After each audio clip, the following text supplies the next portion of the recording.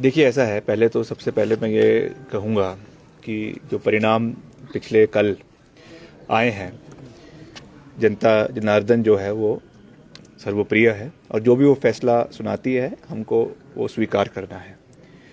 जहाँ तक हिमाचल प्रदेश की राजनीति की बात है, हिमाचल प्रदेश की राजनीति हमेशा हटकर हुई है, हिमाचल प्रदेश के मुद्दों पे हुई है।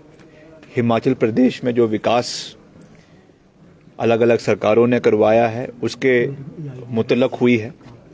और निश्चित तौर से जहाँ तक कांग्रेस पार्टी की बात है, इन वर्तमान चुनावों में जो अभी जिनके परिणाम पिछले कल आए हैं उसमें कांग्रेस पार्टी की स्थिति अलग अलग राज्यों में अच्छी नहीं रही है, इसमें कोई दो राय नहीं है। मैंने पिछले कल भी ये बात बड़े सॉफ्ट क्लियर वर्ड्स में कही, स्पष्ट शब्दों में कही कि कमियां संगठन के अंदर रही है, राष्ट्रीय स्तर पे भी रही और प्रदेश स्तर पे भी रही है। और अगर हम अपने हाईकमांड को धरातल की परिस्थितियों से जो है वो उन्हें उसके बारे में जानकारी नहीं देंगे या सच को छुपाने का कोशिश करेंगे या जो सच्चाई ज़मीन स्तर पे है या हमारे कार्यकर्ता जो आज निराश है पूरे प्रदेश में, अगर उनकी बातों को हम हाईकमांड के समक्ष अनफिल्टर्ड तरीके से नहीं रखेंगे तो हम अपने कर्तव्य में कहीं ना कहीं जो है वो उस चीज़ को पूरा नहीं कर रहे हैं। अभी पीछे 4 चुनाव हिमाचल के अंदर हुए, एकता के साथ चुनाव लड़े गए और उसका परिणाम आप लोगों के सामने है। मैं यही कह सकता हूँ, मैं एक छोटा सा कार्यकर्ता हूँ, कोई बड़ा ना तो कार्यकर्ता हूँ ना कोई बड़ा नेता हूँ। प्रदेश में अभी भी कांग्रेस पार्टी में वरिष्ठ कई नेता हैं। मैं तो यही कह सकता हूं कि हमको मिलकर लड़ाई लड़नी है, एकता के साथ लड़ाई लड़नी है। और जिस तरीके से हमने पिछले चुनावों में एक एकता का जो है एक प्रदर्शन हिमाचल प्रदेश में दिया, मुझे विश्वास है कि उसी तरीके से हम आगे बढ़ेंगे, सकारात्मक रूप से प्रदेश के मुद्दों को उठाते रहेंगे और सरकार को घेरने का कार्य करते रहेंगे। जहाँ पे सरकार अच्छा कार्य कर रही है, हमने सदन के अंदर उसमें सरकार का प्रशंसा की, सरकार का समर्थन किया, मगर जो मुद्दे हिमाचल प्रदेश के हित में नहीं है उन पे हम हमेशा आवाज़ जो है वो उठाते रहेंगे। जहाँ तक मुख्यमंत्री जी की बयान कल आया है, हम मुख्यमंत्री जी का मान सम्मान करते हैं, मगर मुख्यमंत्री जी को और चुनावों में जो परिणाम आए हैं उससे ज़्यादा जो है वो खुश होने की आवश्यकता नहीं है। हिमाचल प्रदेश के परिप्रेक्ष्य अलग है। अभी पिछले 3-4 महीने पहले ही यहाँ पे परिणाम आए हैं, तो ऐसा नहीं है कि रातों रात कोई जादू की छड़ी घूमेगी और रातों रात जो है लोगों का हिमाचल प्रदेश में हृदय परिवर्तन हो जाएगा। ये ज़रूर है कि उनके पास आज मोदी जी का जो है एक ट्रम्प कार्ड है और जहाँ पर भी मोदी जी का असर है, निश्चित तौर से इसमें कोई दो राय नहीं है।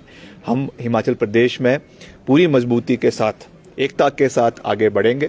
और जैसा मैंने कहा कि जो ज़मीन स्तर की परिस्थितियाँ हैं, कमियाँ हैं, मैं उस चीज़ से पीछे नहीं हट रहा हूँ और मैं हमेशा जो है साफ बात करने में विश्वास रखता हूँ। जो हमें कमियाँ दिख रही है, चाहे वो प्रदेश स्तर पे है चाहे वो राष्ट्रीय स्तर पे है, हम अपनी बात को निडरता से, निष्पक्षता से पार्टी आलाकमान तक, पार्टी हाईकमान तक करते रहेंगे। उस पर एक्शन लेना उनका दायित्व है, उनकी जिम्मेवारी है, मगर हम जो है वो हिमाचल प्रदेश के लोगों की लड़ाई को मजबूती के साथ लड़ते रहेंगे। तीसरे विकल्प की हम अगर बात करें, पंजाब में जो है बहुमत जो है आम आदमी की पार्टी को मिला है, बड़े बड़े दिग्गज नेता वहां पर आ रहे हैं कांग्रेस के भी।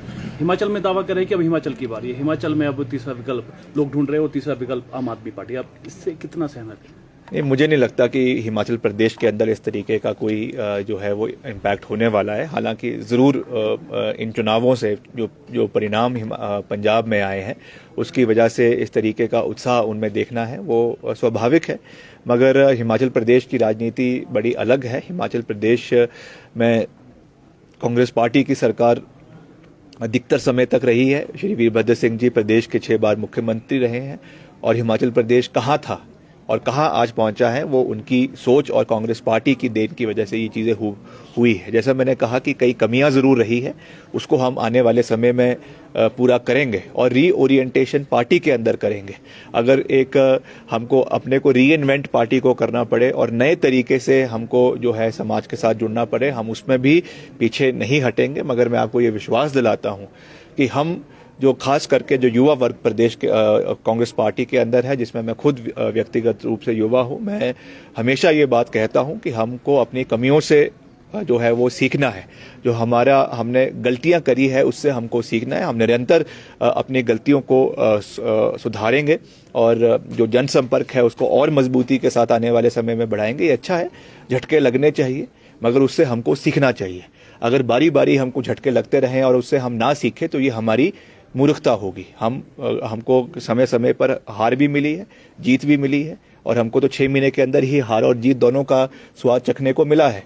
तो हम जो है अपनी कमजोरियों को ठीक करेंगे और जो हमारी ताकत है उसको और मजबूत करेंगे और आगे बढ़ने का कार्य करते रहेंगे। सर, सीएम ने कल एक बात कही है कि यूपी और उत्तराखंड में जो है वो सरकार रिपीट हुई है और हिमाचल प्रदेश में जो मिथक चल रहा है उसको भी तोड़ा जाएगा, रिपीट सरकार होगी। इस पर क्या प्रतिक्रिया आपकी? देखिए, जयराम जी का मैं व्यक्तिगत रूप से बहुत मान सम्मान करता हूँ।